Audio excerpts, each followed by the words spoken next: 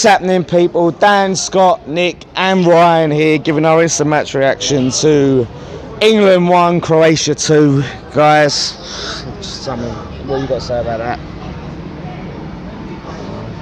that? Do you know what? I'm lost for words, mate, because it's hard to take. It's hard to take, you know. It's been a good tournament, and do you know what?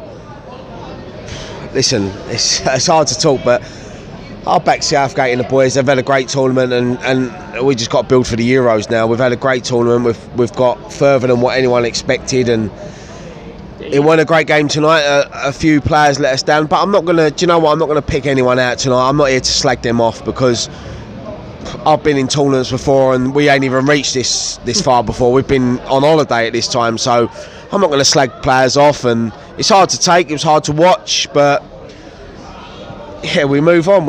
It has to happen. It's gutting for me because the country has been so together over these last few weeks, and the pub early tonight, and just you see, you know, just the whole country, and it's hard for me to talk because I'm a massive England fan. I love England as much as I do West Ham. I'm passionate about my country as I am West Ham, and if West Ham lost in a semi-final, I'll feel just as disheartened as I am now, and it's tough.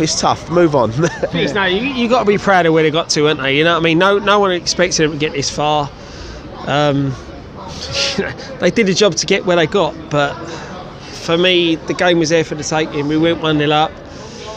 We sat back. We played into their hands. Do you know what I mean? Like our main goal threats sitting in centre midfield. It ain't good enough. I know, Ryan. I know you didn't want to pick out certain players on that, but obviously we want to analyse the game. Harry Kane, right?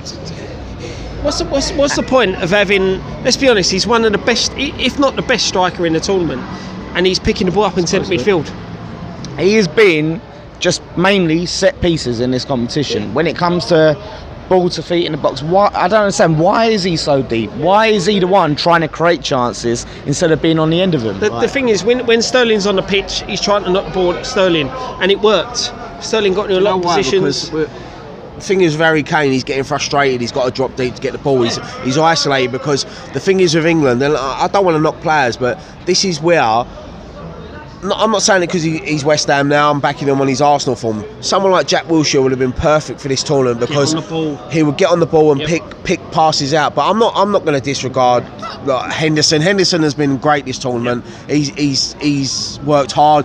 Dele Alli as well. It wasn't a great game for him tonight, but I don't want to come on here and slag players off because I'm proud of the squad. I'm proud of Southgate.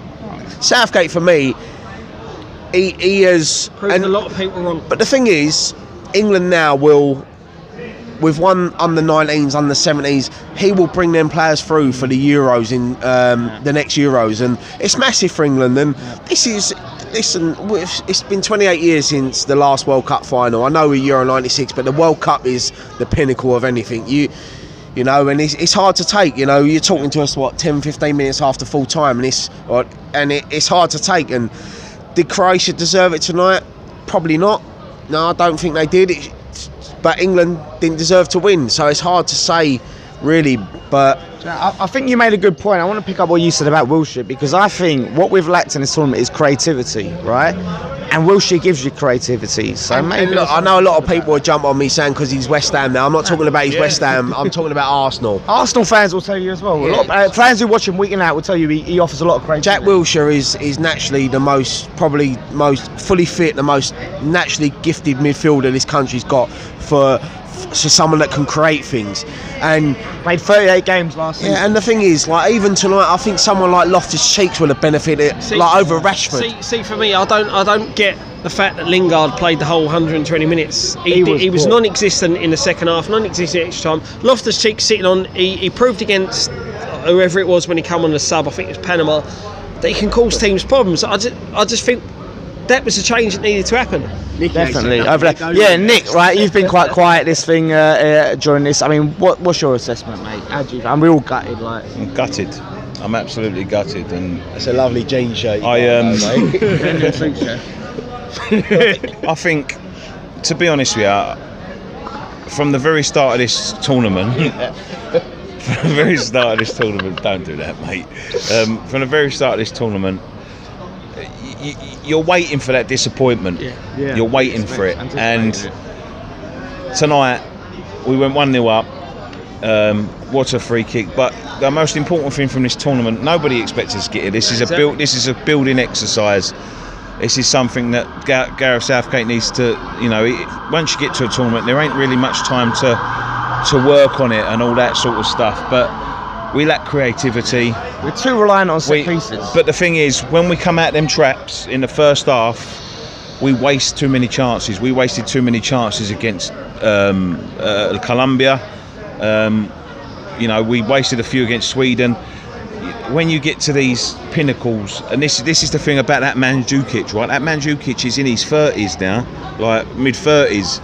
33, is he? Something like that, yeah. He got one opportunity tonight. He carved himself out two, yeah? He was their focal point of their attack.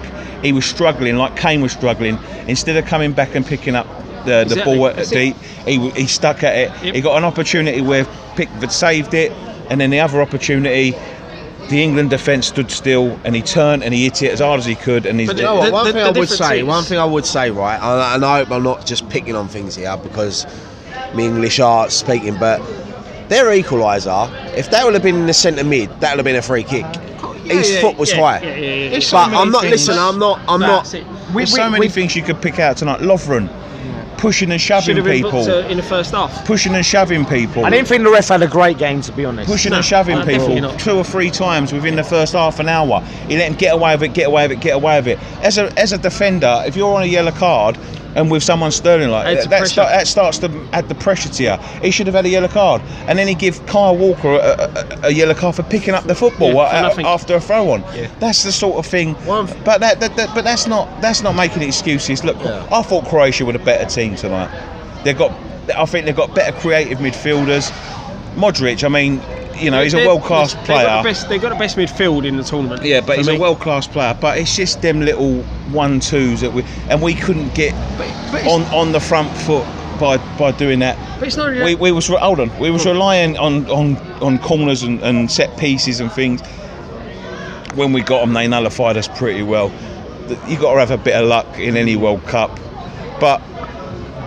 I'm proud of England. I'm proud of the boys. I'm proud of what they've done this World Cup, and hopefully, instead of sitting back on our laurels like we did from 1990, not qualifying for the Euro 92, not qualifying for World Cup 94, get on the front foot. You know what you've got now. You know what you need to add. Push on from that, and start The thing is as well, like you go from yesterday, like these boys, win, lose or whatever tonight. They was coming home heroes. They could have come home legends. It could have been different, but these boys, like, there's a good squad there, and you've got some good youngsters coming through. And Gareth Southgate, for me, he weren't the first choice option. When I appointed him, I thought he was an easy option, like everyone did. Yeah. But he's brought the nation together.